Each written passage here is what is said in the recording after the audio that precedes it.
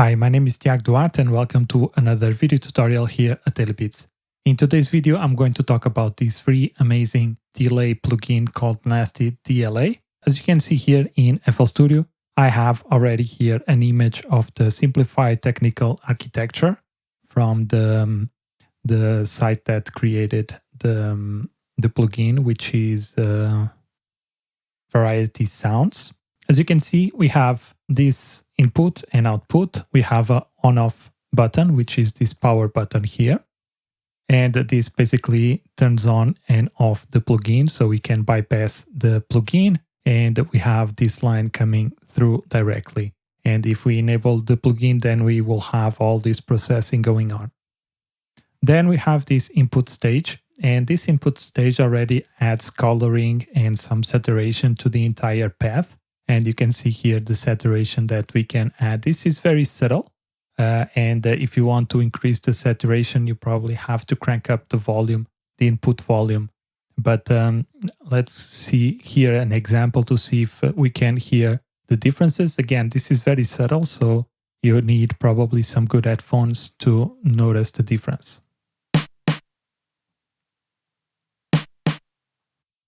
And as you can hear, it makes the snare a little bit more bright, and we only have one echo because the feedback is all the way down to 0. If I increase the feedback, we start to get a little bit more echoes. So this just adds a little bit of saturation here in the input stage. Then we have the pre-delay, and this one here is applied to the entire signal again. And we can have this extra chain here, or we can have the signal going directly to dry. So if I remove all the wetness and I only have the initial sound, what happens is that we can still add some input stage, so some saturation and also some pre-delay to add some delay to the track or to the sound itself. So this is the pre-delay. Then we have a chorus section. And as you can see, we have here the button called chorus. And then we have these two knobs, actually this one here, the rate and the color, that gives some extra color to the chorus, and it changed here the rate of the chorus. Then we have a delay section. We have a phase section. Then we have duck and a compressor with a sidechain. So the ducking comes here from the sidechain.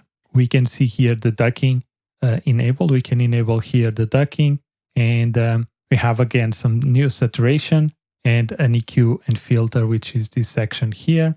And we also have some feedback to create the delay here, and we can see the feedback section is controlled by this knob here, so we can add more feedback or less feedback.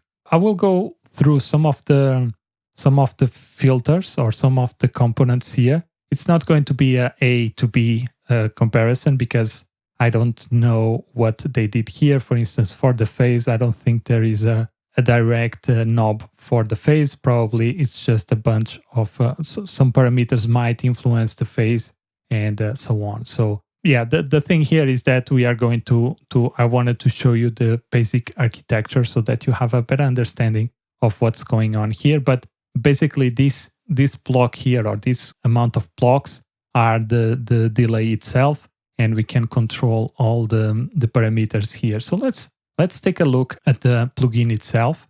And as you've seen already, we can add some saturations to the input. Let's add some chorus, and let's increase the feedback so that we have more sounds to work with.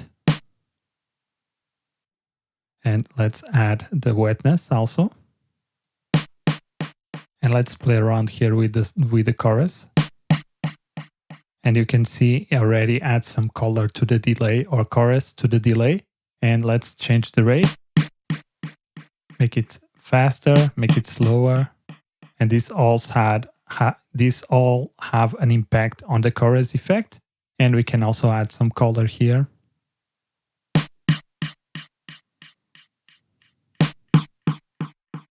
So this basically, what I can tell is if we have it here on the bottom or in the minimum value, we had the sound becomes a little bit more muffled, kind of like a low pass filter. And if we bring this up, it's kind of more like a boost or a top shelf. Just adds a little bit of top end to the feedback. And also we can change here the color type. Let's see this one. Yeah, so I think that's probably it. So this gives a more warmth vibe, and this one here in the top gives a more bright coloring to the chorus effect. And of course here the rate changes the rate of the chorusing or the chorus. Go ahead now and remove the chorus. Then we have some feedback that we can, as you've seen, if the feedback is all the way down to 0, we have only one repetition of the delay.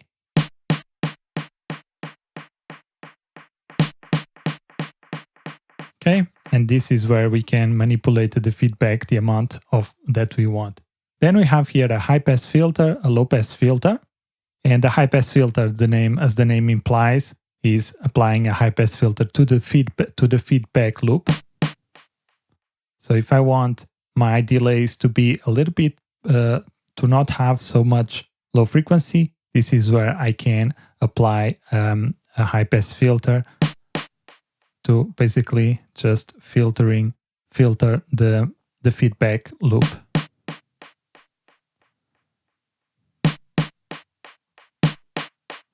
As you can tell. Then we have also a low pass filter, which is the opposite. So instead of having bright frequencies, we cut the bright frequencies and let the low end go through, as you can see, or as you can hear. Then we have here the type or the mode, and we can have 4, or in this case 6 modes. We can have mono 1 and 2, dual mono, ping pong mode, cross feedback, retro, and retro 1 and 2. I know some of these, like ping pong and mono and all these but the difference between 1 and 2, I'm not sure. I tried to find some or read some of the documentation, but I cannot really see the difference between 1 and 2. But we can see that we have way more feedback in this case. Let's lower the feedback down a little bit. As you can see, we have way more feedback here. Let's go to the dual mono. This kind of gives a stereo wide effect. Let's see the ping pong. The ping pong is easy. It goes from right to left and left to right and so on. As you can hear, let's put a little bit more feedback.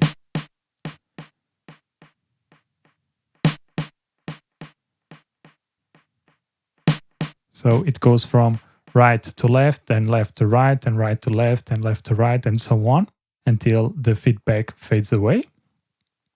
Then we have cross feedback. So this is really cool. I think I like this one a lot. So this plays the one sound on the left and then it goes to the right. Okay, let's see the other one. Okay, this is kind of a combination of the 1 and 2, but only goes from plays one note on the left and then the rest are on the right. So I think the one that I liked the most was this one. Kind of like this effect. So let's see what we can get here with the duck. To be honest, I'm not sure what this is doing. So this is taking a copy of the original signal. Yeah, probably this will not work with a snare, because as you can see, we have a copy of the dry signal is going to the duck, and this is applying some sidechain. So because we are using a snare, it's so short that the ducking will have no effect on the actual delay. So this is more for loops or for instruments, vocals maybe, but for short samples, like the one that I have here, it's probably not the best way to exemplify this, because we are getting a straight copy of the dry signal, and we are feeding it to the duck mode, and then this is then applying some sidechain compression, and this is probably doing some pump effect to the feedback loop. So here we can enable this ducking effect, but it will not. We will not see it here with the snare because it's such a short sound that we will not be able to listen to it. Then let's go and let's see what else do we have here. We have noise volume. Just add some noise to the signal, some white noise. Then here we have some feel. This probably gives some saturation. Yeah, this is probably this element here, the saturation element. And again, this is not laid down in the same way, in the same, so the GUI does not have the same layout as it has here. So we have to go through a little bit of understanding what's going on. And probably this feel is what it doing something like that. Or can also be here for the phase. I'm not quite sure. But this edge, I feel it's giving a little bit of saturation to the feedback of the delay. Then we have here the echo 2. Let's see, what is this? Okay, so this is giving some, we can add some different echo loops and change the speed here.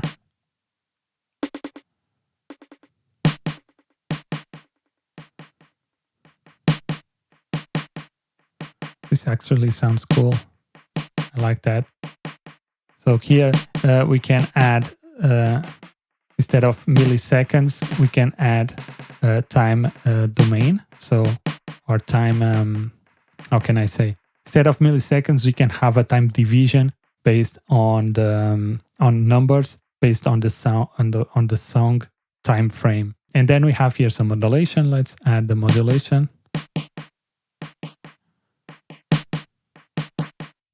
I guess this is probably doing something here too with the filters and probably with some saturation and stuff like that. Let's add a little bit of chorus. No, maybe it's just a touch. I like that. Let's add some saturation. You can even increase the signal. Kind of like that this snare loop sounds really cool. And again, we have here at the end some dry and wet signal that we can completely remove the dry signal and just have the wet signal, or we can just have the dry signal, which is the first snare. And we can also add a very handy knob here that we can only enable the wet only if we want to hear what is going on with the type of or with our configuration of the delay. We can just hear quickly, instead of just lowering down the wetness, we can have this something like this. And that's it. This is a very cool plugin. It has some really cool effects. Also here are presets that we can take advantage of. But again, this is just the experimentation and going with the modes here and playing around with the knobs to get a better feeling. But I hope this brief introduction gave you a better understanding of the knobs and what they do. And now it's just a matter of starting using the plugin. The plugin is free. You can also download it. A variety of sounds. They have a lot of plugins, a lot of free plugins, and I have a bunch of them. So I hardly recommend, if you are starting out and you don't have too much money to buy plugins, I strongly recommend. And even if you do, this is a really cool plugin that you can use and add to your arsenal for free. So that's it. My name is Tiago Duarte, and I'll see you in the next one. Peace.